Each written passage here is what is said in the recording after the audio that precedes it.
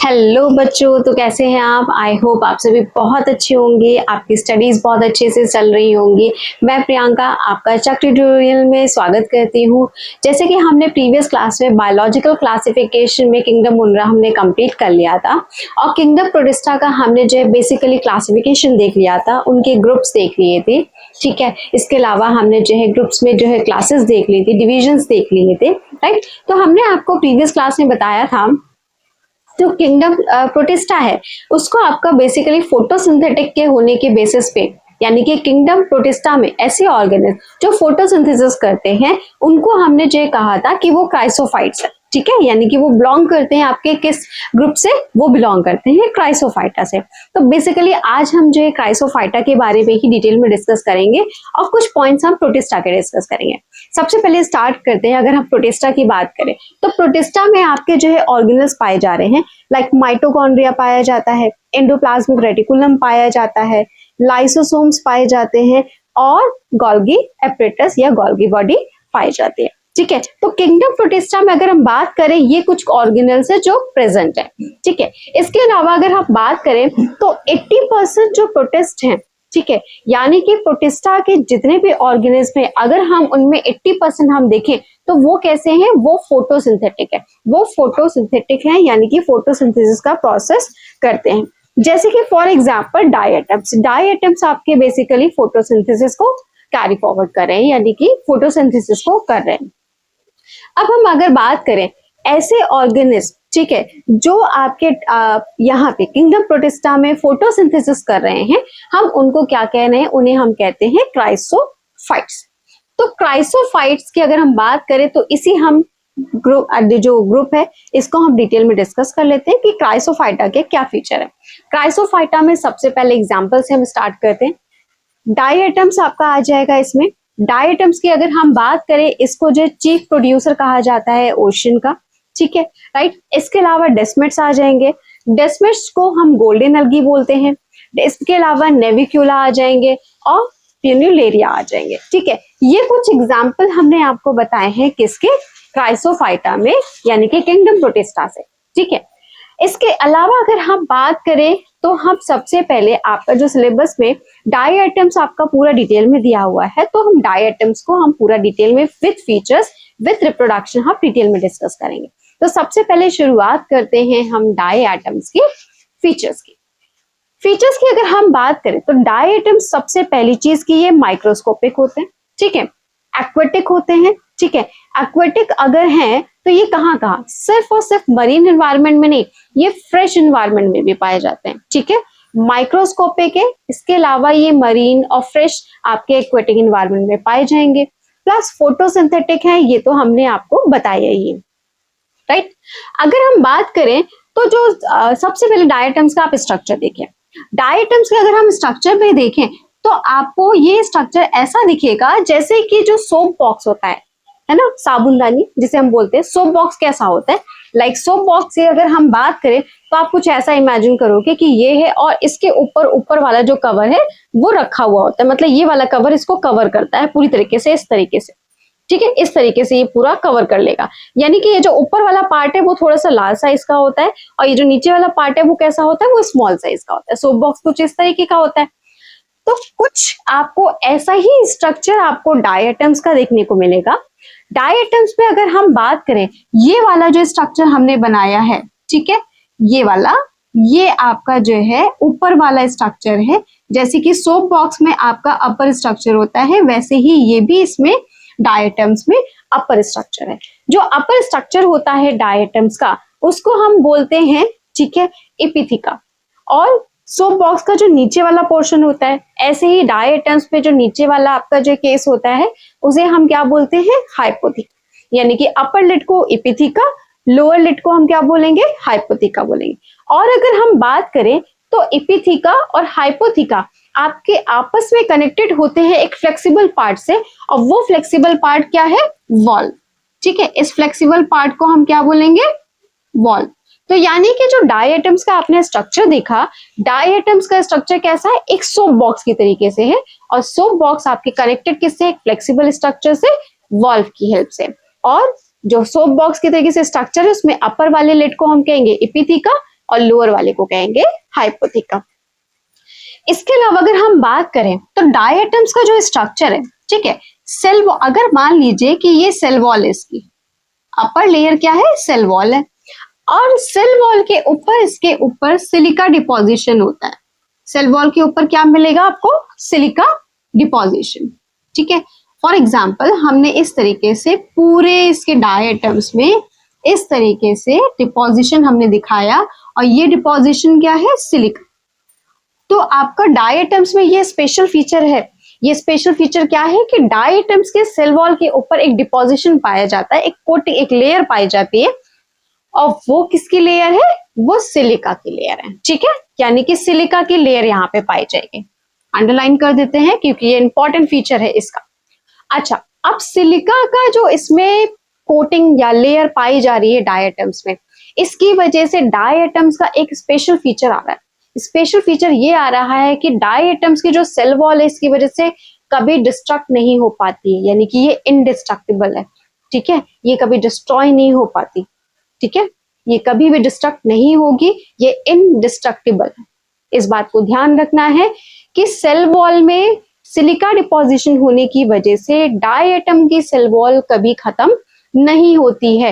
Diatoms खत्म हो जाएंगे, डायटम्स के अंदर जो है साइटोप्लाज्म वाला पार्ट खत्म हो जाएगा। डायटम्स के अंदर ये जो पार्ट बना दिया हमने, ये क्या बनाया, साइटोप्लाज्म। साइटोप्लाज्म डिस्ट्रॉय हो जाएगा, साइटोप्लाज्म खत्म हो जाएगा, लेकिन सेल वॉल नहीं खत्म होगा। क्यों? क्योंकि उसके ऊपर, सेल वॉल के ऊपर सिलिका पाया जा रहा है।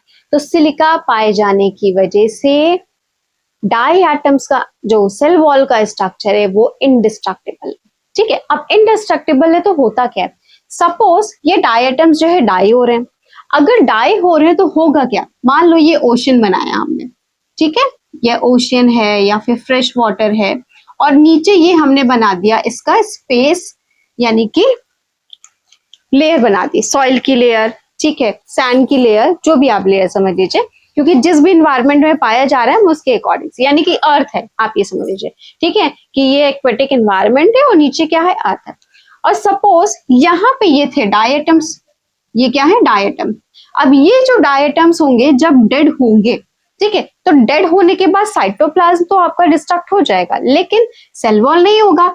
जब सेल वॉल नहीं होगा तो ये एक डिस्ट्रॉय हुआ, तो जो सेल वॉल वाला जो लेयर होगा वो आके कहाँ बैठ जाएगा, आपका सेटल डाउन हो जाएगा ओशन की डेप्थ में, या फिर फ्रेश वाटर की डेप्थ में। डेप्थ में हो गया, चलो एक आपका हुआ। फिर हम ये कह रहे हैं कि दूसरा भी आपका डिस्ट्रॉय हुआ, चलो एक और लेयर आ गई, ठीक है, मतलब सेल वॉल की जो सिलिका की लेयर वो एक और आ गई। फिर हम ये कह रहे हैं कि तीसरा भी डायटम डिस्ट्रॉय हुआ, ठीक है, फिर सेल वॉल के जो है उसकी लेयर एक और आ गई। यानी कि इस तरीके से हम ये कहें कि कॉन्टिन्यूअस जो आपके डायटम्स हैं वो डिस्ट्रॉय होते जाएंगे, और डिस्ट्रॉय होने के बाद, ठीक है, ओशन की डेप्थ में या फ्रेश वाटर की डेप्थ में एक पूरा एक अर्थ वाला स्ट्रक्चर बना लेते हैं, जिसे हम कहते हैं डायटोमेशियस अर्थ, ठीक है, उसे हम क्या कहेंगे, डायटोमेशियस अर्थ। जो हमने यहाँ पे ये मेंशन किया है कि जो डायटम्स होते हैं वो मरीन एनवायरनमेंट में या फ्रेश वाटर के एनवायरनमेंट में, ऑल ओवर अगर हम बात करें तो अर्थ यहाँ पे जो एक्वेटिक एनवायरनमेंट है, एक्वेटिक एनवायरनमेंट पे ये क्या करते हैं, सिलिका डिपोजिशन होने की वजह से, ठीक है, पूरे डेप्थ में सिलिका डिपोजिशन होने की वजह से, ठीक है, एक पूरी अर्थ की लेयर फॉर्म कर लेते हैं, और उस जो अर्थ होती है वो किसकी है, डायटम्स के सेल वॉल की है, सिलिका की वजह से। तो इसी वजह से उस पर्टिकुलर लेयर को हमने एक नाम दे दिया, ठीक है, और क्या नाम दिया है, डायटोमेशियस अर्थ। ऐसी अर्थ को हम क्या कहेंगे, डायटोमेशियस अर्थ। अब इसके अलावा अगर हम बात करें डायटम्स के स्ट्रक्चर की, बेसिक स्ट्रक्चर हमने आपको बताया। डायटम्स का स्ट्रक्चर दो तरीके का होगा, एक पिन्नेट, एक सेंट्रिक। पिन्नेट वाला जो है हमने आपको पहले ही बता दिया कि ये सोप की तरीके से रिजेंबल करेगा, है ना, लाइक दिस, कि हम इसको ऐसे बना दें कि ये अपर सोप बॉक्स, ये लोअर सोप बॉक्स, ठीक है, इस तरीके से आपका स्ट्रक्चर है, ठीक है, किसका, पिन्नेट। जो पिन्नेट स्ट्रक्चर होगा वो कैसा होगा, सोप बॉक्स की तरीके से होगा। अब सोप बॉक्स की तरीके से अगर हम इसको डिवाइड कर लें, ठीक है, मान लो इसके पार्ट को डिवाइड करें, तो इक्वल पार्ट में आपका कहीं ना कहीं एक ही प्लेन से डिवाइड हो, इक्वल पार्ट से क्या होगा, एक ही प्लेन से डिवाइड होगा, ठीक है, क्योंकि यहां से तो हम ये कह रहे हैं कि डिवाइड नहीं हो पाएगा, तो इक्वल पार्ट में कहां से डिवाइड हो रहा है, एक ही प्लेन से। अगर एक ही प्लेन से इक्वल पार्ट में डिवाइड हो रहा है तो ऐसी सिमेट्री को हम क्या बोलते हैं, बायलेटरल सिमेट्री। इसका मतलब कि डाई एटम में भी जो स्ट्रक्चर पिनेट स्ट्रक्चर है, ठीक है, जो स्ट्रक्चर पिनेट स्ट्रक्चर है, ठीक है, वो आपका कैसा है, वो बायलेटरल सिमेट्री शो करता है। कैसी सिमेट्री शो करेगा, बायलेटरल सिमेट्री शो करेगा। नेक्स्ट आपका है सेंट्रिक, ठीक है, एक पिनेट स्ट्रक्चर हो गया और दूसरा कैसा हो गया, दूसरा हो गया सेंट्रिक, ठीक है। अब सेंट्रिक कैसा होता है, सेंट्रिक जो होता है पैट्री डिश के तरीके से होता है। पैट्री डिश सबने लैब में देखा होगा ना, सर्कुलर सा स्ट्रक्चर कुछ ऐसा होता है, ठीक है, इस तरीके से होती है पैट्री डिश। तो पैट्री डिश का जो स्ट्रक्चर है, ठीक है, बिल्कुल वैसा ही स्ट्रक्चर होगा सेंट्रिक डायटम का, और ये रेडियल सिमेट्री होगा। रेडियल सिमेट्री कहने का मतलब है हम किसी भी हाफ से हम डिवाइड करें, ठीक है, किसी भी पार्ट से हम डिवाइड करें तो वो दो इक्वल पार्ट में ही डिवाइड होगा, तो उसे हम क्या कहेंगे, रेडियल सिमेट्री। जैसे कि आप ये समझ लो कि मान लीजिए यहां पे हम बना रहे हैं, मान लीजिए कि ये एक फ्लावर है, ठीक है, ये क्या हो गया, ये एक फ्लावर है। अब इस फ्लावर को अगर हम बात करें, हम अच्छे से ड्रॉ कर देते हैं, इस फ्लावर को अगर मान लो हम यहां से डिवाइड करें तो भी दो इक्वल हाफ में, इधर भी 3 पेटल्स मिल रही है, इधर भी 3 पेटल्स मिल रही है। सपोज कि अगर हम यहां से डिवाइड करें तो इधर से भी 3 पेटल, इधर भी 3 पेटल, यानी कि हम किसी भी प्लेन से डिवाइड करें, ठीक है, हमें इक्वल ही मिलेगा पार्ट, ठीक है। तो ऐसी सिमेट्री को क्या कहते हैं, रेडियल सिमेट्री। लेकिन ऐसी सिमेट्री जो सिर्फ और सिर्फ एक ही प्लेन से डिवाइड करने पे आपके दो इक्वल हाफ में डिवाइड हो, तो ऐसी सिमेट्री को क्या कहेंगे, बायलेटरल सिमेट्री।